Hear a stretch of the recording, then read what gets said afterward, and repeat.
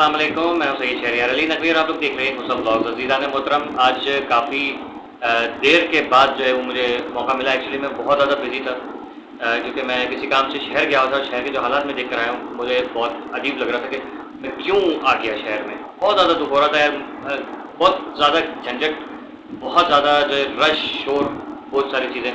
खैर, सीमा इधर के हवाले से बात करते हैं। आज उन्होंने जो है वो नवरात्रि का जो है वो व्रत रखा हुआ था, तो उसके ऊपर वो भजन भी गा रही थी।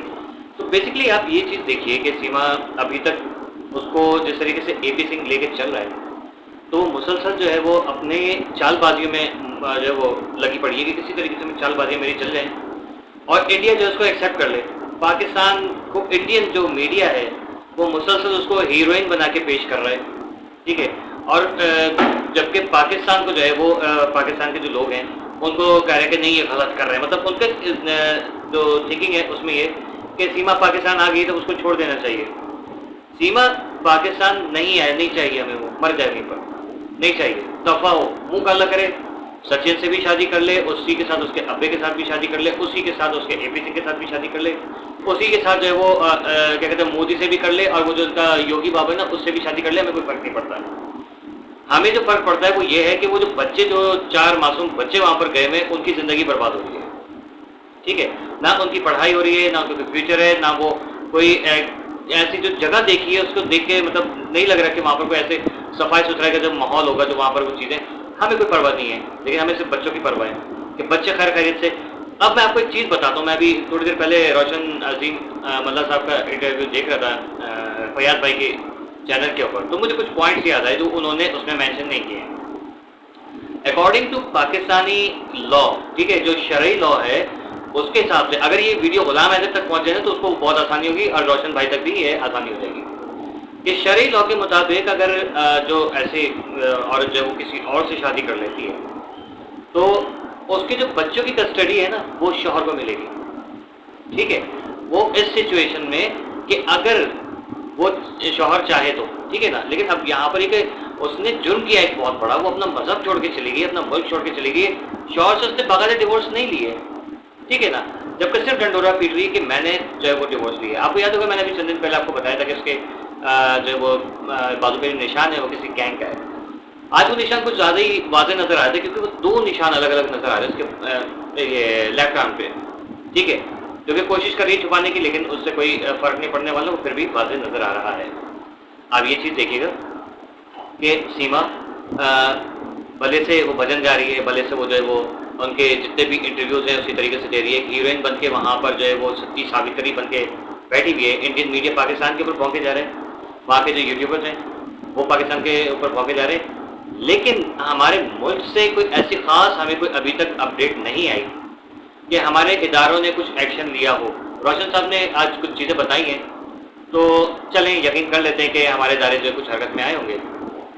लेकिन एक जो सुकून होता है, बिल्कुल इत्मीनान होता है ना, वो चीज़ नज़र नहीं आ रही अभी तक, बिल्कुल नज़र नहीं आ रही।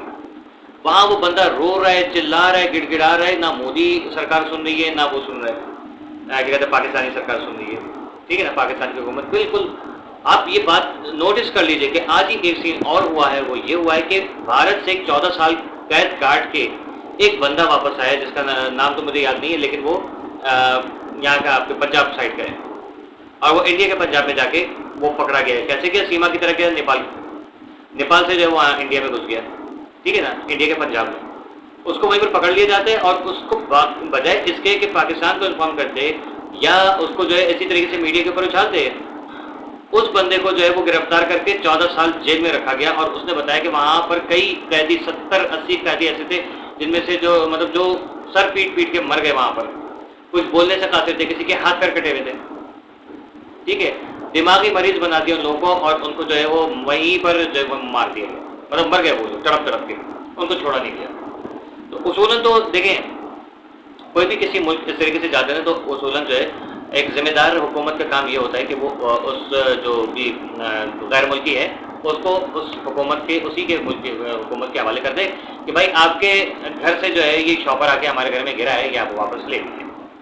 हिंदुस्तान जो है वो नहीं, उसने ये हरकत की। हिंदुस्तान से अब एक बाकायदा प्री प्लान एक बंदी यहाँ से बाकायदा तैयार की जाती है, तैयार करने के बाद वहाँ उठा के ले जाता है। और उसको पाकिस्तान मुखालफत में इस्तेमाल किया जाता है और इस्लाम के मुखालफत में इस्तेमाल किया जाता है। आपने देखा बहुत सारे ऐसे मामलात हैं कि जिसमें हमने देखा कि हिंदुस्तान ने बहुत ही ज़्यादा बर्बरियत और जुल्म की जगह इंतहा कर दी, ठीक है। लेकिन आलमी बरादरी को छोड़ें यार, कौन सी बरादरी कहाँ का भाई, हमारे मुल्क के से कोई कभी आप हमारा कोई सिफारती ताल्लुकात किसी मुल्क से स्ट्रॉन्ग है ही नहीं, हमारा सिफारत खाना एक्टिव है ही नहीं, ठीक है। बस ये कि जाते हैं ऑफिस में बैठेंगे, अखबार पढ़ेंगे या खाली कागज़ के ऊपर जो है वो पेन चला देंगे और उसके बाद घर चले जाएंगे, महीने पे तनख्वाह मिल जानी है, घूमो फिरो मज़े उड़ाओ, बस ये। मुझे नहीं लगता पाकिस्तान के जो एम्बेसीज हैं, हमारे जो एम्बेसडर्स हैं, वो कोई किसी भी किस्म का कोई एक्शन लेते होंगे, किसी मुल्क से बोलते होंगे। जहाँ पर आपके भारत में है तो भारत में बोलें, दुबई में, सऊदीया में, वहाँ पर बोलें, और किसी मुल्क में तो हमारे सफारत खाने जो है ना बिल्कुल ठुस हैं। हमारे जो वजीर क्या कहते हैं सकाफत जो थे, सॉरी वजीर सकाफत कह रहा हूँ मैं, असल में नींद में थका हुआ बहुत हूँ। हमारे जो वजीर साहब थे जिनके अंडर में सारी चीज़ें आती थी, ठीक है ना, उन्होंने बिल्कुल भी किसी भी किस्म का कोई एक्शन नहीं लिया, ठीक है। निगरान वजीर आजम, ये जो वजीर आजम आए, जो काबीना भी बैठी हुई है निगरान, इससे पहले जो थे वो तो बिलावल साहब थे ना, उनको उनके ही होते हुए ये सारा मामला शुरू हुआ था। उनको चाहिए था कि इसको करते कि भाई ये हमारे घर की बंदी आ गई है, कुछ भी करें अलिफ बे, इसको जिंदा सलामत इसके बच्चों के साथ भेजें। उन्होंने नहीं किया। अभी पता नहीं कौन है, लेकिन ये इतना ज़रूर है कि अभी जो कुछ भी है सारा का सारा फोकस जो है वो पाकिस्तान के जो दुनिया भर में मामला ख़राब हुए ना उसको सही करना। लेकिन आपके मुल्क से बच्चियाँ, लड़कियाँ, औरतें अगवा हो रही हैं, फैमिलीज अगवा हो रही हैं, लड़के अगवा हो रहे हैं और दूसरे ममालिक में भेजे जा रहे हैं, बेचे जा रहे हैं, उनको काट पीट के उनके आज़ा बेचे जा रहे हैं।